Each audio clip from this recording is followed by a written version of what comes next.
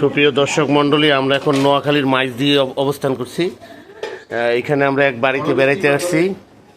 এই বাড়িতে দুই ভাই লার্কি চুলায় রান্না করতেছে। আমার আবার লার্কি চুলার রান্না খুবই পছন্দ।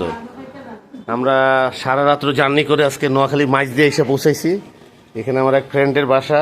এই বাসায় রান্না হইতেছে আপনার দেশি মুরগি ভুনা হবে সম্ভবত। দোনো ঘরেই আমার দাওয়াত, ঠিক আছে। আর পাশের ঘরে রান্না হইতেছে হাপলা হাপলা কি রানছো সেদিন হাপলা হাপলা রান্না হইতেছে, প্লাস ওইখানে আবার দেশি মুরগি কাটাকাটি হইতেছে। আপনাদের সবাইকে দাওয়াত রইল, আসবেন। খুব সুস্বাদু পাক বাবুর্চি কলপ মিঠু।